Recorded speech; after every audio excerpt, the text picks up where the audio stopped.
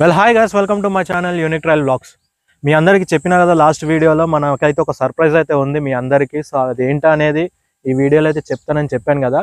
So అదేంటా అనేది చూసేద్దాం, మీరైతే చూస్తూనే ఉండండి. సార్ సర్ప్రైజ్ వచ్చేసి ఏంటంటే నా దగ్గర పాత వెహికల్ ఏదైతే ఉందో అది ఎక్స్చేంజ్ చేసేసి నేనైతే కొత్త వెహికల్ అయితే తీసుకున్నాను అనమాట. అది వచ్చేసి మనకి హోండా NX 200. ఆ వెహికల్ ఎలా ఉంటుంది, దాని యొక్క స్పెసిఫికేషన్స్ ఏంటి అనేది మొత్తం అయితే మీకు చూపిస్తాను. ఇంకా లేట్ లేకుండా వీడియోని అయితే స్టార్ట్ చేస్తాం. బైక్ వచ్చేసి అక్కడ ఉంది చూడండి.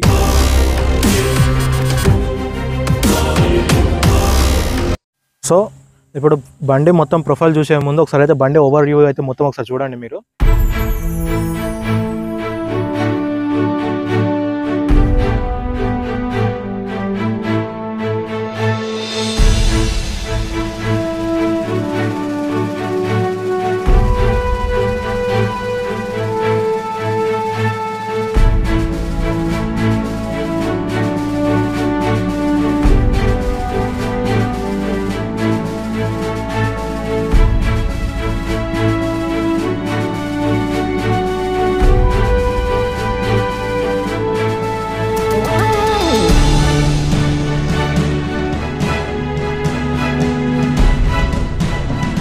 సో ఈ బైక్ వచ్చేసి మనకి హోండా బ్రాండింగ్కి సంబంధించిన హోండా NX 200. ఇది రీసెంట్గా లాంచ్ అయింది. ఇది వచ్చేసి 2025 మోడల్ అనమాట.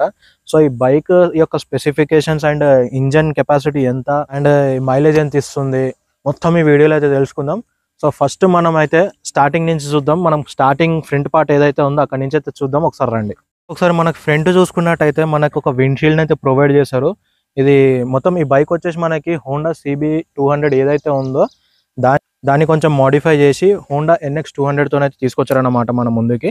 సో విండ్షీల్డ్ అయితే ప్రొవైడ్ చేశారు అండ్ లైట్స్ వచ్చేసి కూడా మనకి LED లైట్స్తో అయితే ప్రొవైడ్ చేస్తారు. ఇక్కడ సైడ్ చూస్తే మనకి డిష్ షేప్లో ఇక్కడ సో అది హైలైట్ ఈ బండికి. ఇంత పాతది చూసుకుంటే మీకు అర్థమైపోతుంది. పాతదానికి దీనికి చేంజెస్ ఏంటంటే ఇవి ఇంత ముందు ఇక్కడ ఉంటుండే, ఇప్పుడు దాన్ని పైకి తీసుకొచ్చారు. ఇదే పెద్ద చేంజ్ దీంట్లో. ఫ్రంట్ వచ్చేసి మనకి USD సస్పెన్షన్ రాడ్స్తో అయితే వస్తుంది. సస్పెన్షన్స్ కూడా మీకు చాలా బాగుంటాయి. ఫ్రంట్ మనకు వచ్చేసి అయితే అలాయ్ వీల్స్ అయితే ప్రొవైడ్ చేస్తారు అండ్ టైర్ సైజ్ వచ్చేసి మనకి 110/70 R17తో అయితే వస్తుంది. అండ్ డిస్క్ పరంగా చూసుకుంటే మనకి 276 mm అయితే వస్తుంది అనమాట డిస్క్. రెండు కూడా మనకి ABS ఛానల్తో అయితే వస్తుంది ఫ్రంట్ బ్యాక్. అండ్ నిసాన్ బ్రాండింగ్కి సంబంధించిన క్యాలిబర్తో అయితే ప్రొవైడ్ చేస్తున్నారు. బ్రేకింగ్ సిస్టమ్ కూడా వీళ్ళు. సో చూడండి మీరే. ఒకసారి మీరు సైడ్ ప్రొఫైల్ అయితే చూడండి. మనకి సైడ్ చూసుకున్నట్టయితే మనకి బ్లూ కలర్ వెహికల్ అనమాట. ఇది వచ్చేసి దానిపైన మనకి white straps, grey straps and parrot colour straps కూడా ప్రొవైడ్ చేశారు. స్టిక్కర్స్ అనమాట ఇవన్నీ. కలర్ కూడా చాలా అట్రాక్షన్గా అయితే ఉంది. ఇక్కడ NX అని రాశారని చూడండి, మీకు అర్థమైపోతుంది. అండ్ హోండా బ్యాచింగ్ కూడా అయితే ప్రొవైడ్ చేశారు. 3D బ్యాచింగ్, ఇది చాలా బాగుంది. ఇక్కడ చూడండి మనకి 200 అని ప్రొవైడ్ చేశారు. సో ఓవరాల్ గా వెహికల్ వచ్చేసి మనకి NX 200. సో ఇప్పుడు బండి ప్రొఫైల్ చూసారు కదా మీరు, సైడ్ ప్రొఫైల్ 200cc అని. సో ఇప్పుడైతే మనం ఇంజన్ కెపాసిటీ తెలుసుకుందాం ఎంత ఉంది ఏందా అనేది. రండి. ఇంజన్ వచ్చేసి మనకి 184.4 2 valve single cylinder air cool system తో అయితే వస్తుంది అనమాట ఇంజన్ మనకి. సో ఇది వచ్చేసి మనకి 17 హార్స్ పవర్ అయితే ప్రొడ్యూస్ చేస్తుంది అండ్ 15 Nm టార్క్ పవర్ అనేది టార్క్ అయితే ప్రొడ్యూస్ చేస్తుంది అనమాట. సో ఇంజన్ కూడా మీకు ఎక్కడ కూడా డ్రాబ్యాక్ అయితే ఉండదు. చాలా బాగుంటుంది హోండాది. చాలా స్మూత్ గా దీని రిఫైన్ కూడా చాలా స్మూత్ గా అయితే తీసుకొచ్చారు. ఒకసారి మీకు సైలెన్సర్ సౌండ్ అయితే వినిపిస్తాను. దాని బీటింగ్ సౌండ్ ఎలా ఉందో ఒకసారి వినండి.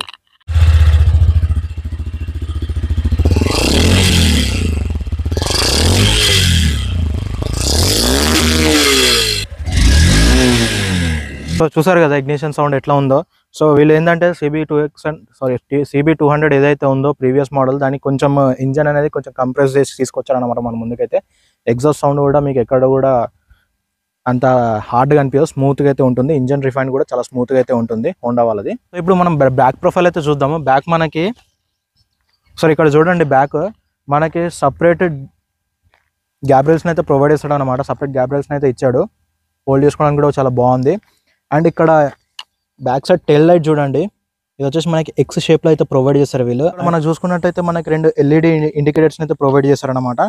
సో ఇండికేటర్స్ కూడా చాలా క్లీన్ అండ్ నీట్గా అయితే ప్రొవైడ్ చేశారు. ఇప్పుడు మనం బ్యాక్ టైర్ ప్రొఫైల్ అయితే తెలుసుకుందాం. బ్యాక్ టైర్ వచ్చేసి బ్యాక్ టైర్ కూడా మనకు వచ్చేసి 17 ఇంచ్ అలాయ్ వీల్తో అయితే వస్తుంది. ఇది టైర్ వచ్చేసి మనకి 140/70 R17 ఇంచెస్తో అయితే వస్తుంది అనమాట. సో దీంట్లో కూడా మనకి బ్యాక్ సైడ్ వచ్చేసి డిస్క్ని అయితే ప్రొవైడ్ చేస్తారు. 220 mm డిస్క్ ఇది వచ్చేసి. అండ్ ABSని కూడా ప్రొవైడ్ చేస్తారు. నిసాన్ కంపెనీ నుంచి అయితే వస్తుంది బ్రాండింగ్. బ్రేకింగ్ సిస్టమ్ కూడా మీకు ఎక్కడ కూడా డ్రాప్ బ్యాక్స్ అయితే ఉండదు. 2 డ్యూయల్ డిస్క్తో అయితే వస్తున్నాయి ఫ్రంట్ అండ్ బ్యాక్. చాలా బాగుంటుంది బ్రేకింగ్ కూడా.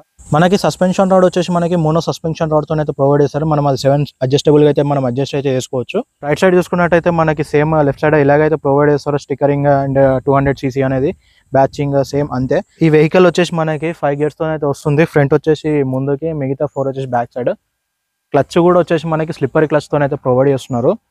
మీకు అంటే సడన్గా ఇంజన్ బ్రేకింగ్ వేయాలంటే మాత్రం మీకు ఎక్కడ కూడా అంత హార్డ్ అయితే ఉండదు, స్మూత్గా అయితే ఇంజన్ బ్రేకింగ్ అయితే ఇస్తుంది. సో మంచిగా అయితే ప్రొవైడ్ చేస్తారు. స్లిప్పరీ క్లచ్ అయితే ఇవ్వడం వల్ల మీకు అదొక యూజ్ దీంట్లో.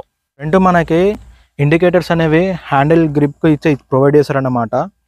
చూడండి ఒకసారి మీకు. ఇవి ఉండడం వల్ల ఏంటంటే కొంచెం సేఫ్ అయితే ఉంటుంది. బట్ ఇక్కడ ఉండడం వల్ల నాకు డిసప్పాయింట్ ఏంటంటే పడ్డదంటే అది తొందరగా పోతాయి.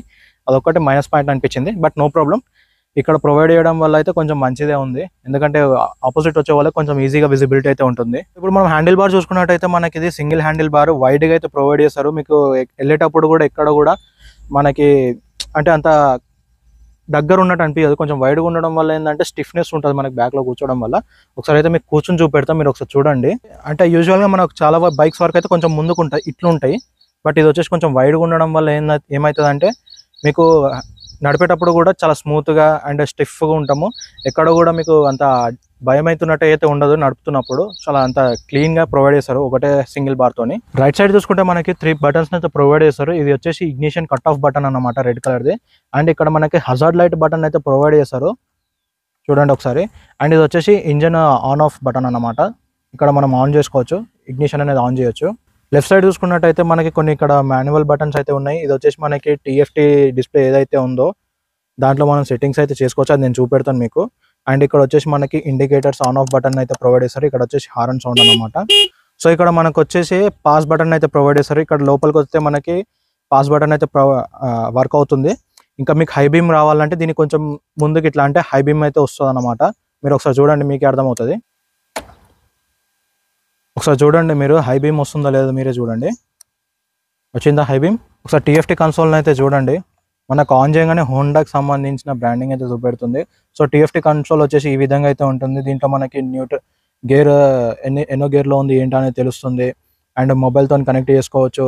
Trip 1, trip 2, odometer, speedometer, fuel gauge and ఎంత మైలేజ్ వరకు వస్తుంది ఏంటి అనేది మొత్తం దీంట్లో అయితే తెలుస్తుంది. ఒకసారి మీకు చూపెడతాను, ఒకసారి చూడండి. ఇక్కడ మనకైతే ఇక ఫ్యూయల్ ఇండికేషన్ అయితే ప్రొవైడ్ చేస్తారు. దీంట్లో మనకి ఫ్యూయల్ ఎంత ఉంది అండ్ మన దగ్గర ఉన్న ఫ్యూయల్కి ఎంత రేంజ్ వరకు వస్తుంది అనేది ఇక్కడైతే ప్రొవైడ్ చేస్తారు, చూడండి. అండ్ ఇంకా దీంట్లో వచ్చేసి మనకు కొన్ని ఇక్కడ కిలోమీటర్స్, ఎన్ని కిలోమీటర్స్ ఏంటి అనేది అయితే ఉంది. సో చూడండి, ట్రిప్ A, ట్రిప్ B మనమైతే సెట్ చేసుకోవచ్చు. ట్రిప్ Aలో ఎంత కావాలి, ట్రిప్ Bలో ఎంత మైలేజ్, అంటే మీరు ఏదైతే పెట్రోల్ కొట్టించుకొని టెస్ట్ చేయాలనుకుంటున్నారో దాన్ని బట్టి చూడండి. నెక్స్ట్ వచ్చేసి సెట్టింగ్స్ అయితే ఇచ్చారనమాట. సెట్టింగ్స్లో మనకి ఫంక్షన్ ఆన్ ఆఫ్ బటన్ అంటే ఫంక్షన్స్ మనకి దీంట్లో హైలైట్ ఇంకోటి నేను చెప్పడం మర్చిపోయినా, దీంట్లో మనకి ట్రాక్షన్ కంట్రోల్ అయితే ఇచ్చారనమాట. HSTC అంటే మనకి హోండా సెలెక్టబుల్ ట్రాక్షన్ కంట్రోల్ అయితే ఇచ్చారనమాట. And trip A auto reset అయితే మనం చేసుకోవచ్చు. ఎకో ఇండికేటర్ అయితే ప్రొవైడ్ చేస్తారు. ఇది మన ఇష్టం, మనం దేంట్లో పెట్టుకోవాలనుకుంటే దాంట్లో పెట్టుకోవచ్చు. నేనైతే ఎకో ఇండికేటర్లోనే పెట్టుకుంటా, ఎందుకంటే నాకు మైలేజ్ కావాలి కాబట్టి. నెక్స్ట్ వచ్చేసి డిస్ప్లే ఇచ్చారనమాట. డిస్ప్లే ఆప్షన్లో చూసుకున్నట్టయితే మనకి డిస్ప్లే టైప్ బార్ కావాలా, సింపుల్ కావాలా అనేది అయితే ఉంటుంది. బార్ ఇన్ ద సెన్స్ ఇప్పుడు నార్మల్గా ఇట్లా ఉంటుంది. అండ్ మీకు డిస్ప్లేలో బార్ కాకుండా సింపుల్గా కావాలి అనుకుంటే మాత్రం ఈ విధంగా అయితే ఉంటుంది. సో నాకైతే బార్ ఇష్టం, ఈ సింపుల్గా అంత నాకు నచ్చలేదు. సో నేను బార్లోనే పెట్టుకుంటా. అండ్ బ్రైట్నెస్ కూడా మీరు అడ్జస్ట్ అయితే చేసుకోవచ్చు. ఆటోలో పెట్టుకోవచ్చు, లేకుంటే మాన్యువల్ కూడా పెట్టుకోవచ్చు. మాన్యువల్గా పెట్టుకున్నారంటే మీరు ఇక్కడ నుంచి అయితే అడ్జస్ట్ చేసుకోవచ్చు బటన్స్ నుంచి. సో నేనైతే ఆటోలోనే పెట్టుకుంటా. అండ్ థీమ్ కూడా మీరు పెట్టుకోవచ్చు అనమాట. డార్కా లేకుంటే లైటా, ఆటోలోనా అంటే ఆటోలోనే పెట్టుకోండి బెస్ట్.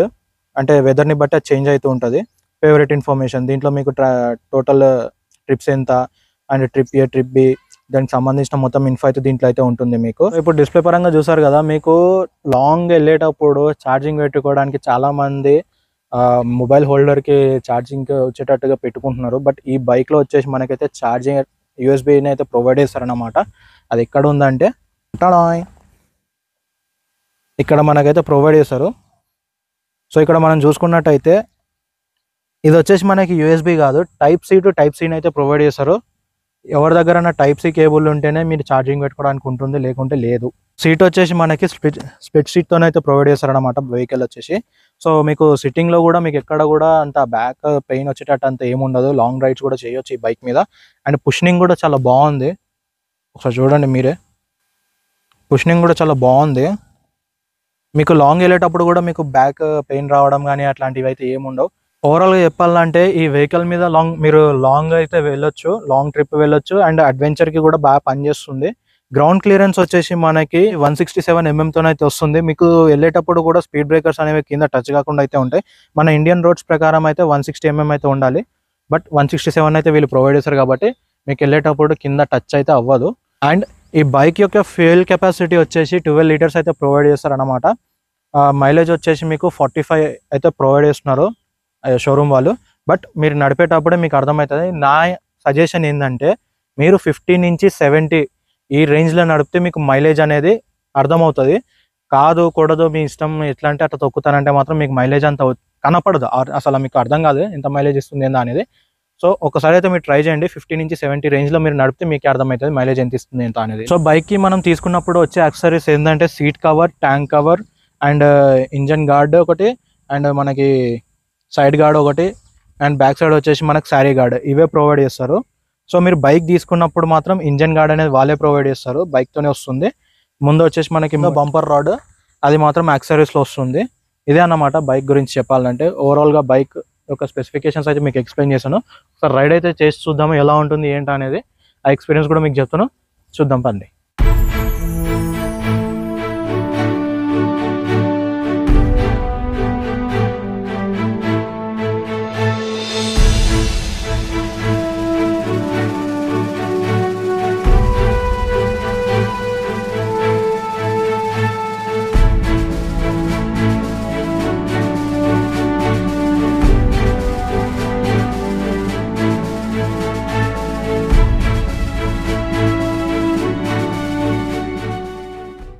సో ఒకసారి ఫస్ట్ గేర్లో ఎంత స్పీడ్ పోతుందో చూద్దాం ఒకసారి.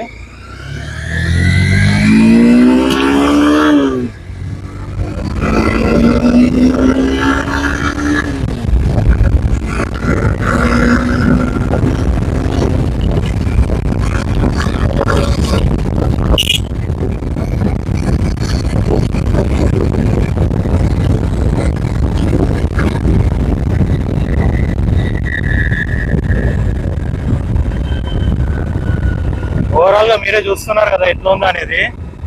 సో మొత్తానికి మీకు సింపుల్గా చెప్పాలంటే క్లచ్ గేర్ వేసేటప్పుడు కూడా మీకు అంత హార్డ్ అయితే అనిపించదు, స్మూత్గా అయితే వేయచ్చు. గేరింగ్ కూడా బాగా పడుతున్నాయి గేర్స్ కూడా. అండ్ మీకు ఈ రోడ్డు కూడా సింగిల్ వే కాబట్టి మనం అంత రిస్క్ అయితే తీసుకోలేము. అందుకే నేను 5th గేర్లో 74 దాకా వెళ్ళిన. హైయెస్ట్ టాప్ స్పీడ్ వచ్చేసి ఇది వచ్చేసి 127 కిలోమీటర్స్ వరకు అయితే వెళ్తుంది. 127 స్పీడ్ అయితే వెళ్తుంది టాప్ స్పీడ్. సో అదనమాట రైడింగ్ ఎక్స్పీరియన్స్ చెప్పాలంటే నాకైతే ఇది చాలా స్మూత్గా ఉంది. స్లిప్పర్ క్లచ్ ఉండడం వల్ల మీకు ఇంజన్ బ్రేకింగ్ కూడా చాలా ఈజీగా అయితే పడుతుంది. ఒకసారి చూడండి మీరే. అంటే అంత మీకు జలకిచ్చినట్టు కూడా ఏం లేదు, సింపుల్గా స్మూత్గా పడుతుంది. ఎక్కడ కూడా అంత ఇదైతే లేదు. సిస్టమ్ ఎట్లా ఉందో ఒకసారి చెక్ చేద్దాం. బ్రేక్స్ కూడా మీకు చాలా స్మూత్గా పడుతున్నాయి, ఎక్కడ కూడా అంత ఇదైతే లేదు, చాలా స్మూత్గా అయితే పడుతున్నాయి బ్రేక్స్ కూడా. ఓవరాల్గా మాత్రం మస్తు ఉన్నది బండి, ఎందుకంటే డ్యూయల్ డిస్క్ ABS ఛానల్తో వస్తుంది కాబట్టి బ్రేకింగ్ సిస్టమ్ కూడా ఎక్కడ కొడితే అక్కడ అవుతుంది. సో ఓవరాల్గా ఇది నా ఎక్స్పీరియన్స్ ఈ బైక్ మీద. మీకు ఎక్కడ కూడా డ్రాబ్యాక్స్ అయితే ఉండవు. కింద గ్రౌండ్ క్లియరెన్స్ కూడా 167 mm ఉండడం వల్ల కింద టచింగ్స్ అయితే కూడా స్పీడ్ బ్రేకర్స్ కూడా ఎక్కడ టచ్ అవ్వవు.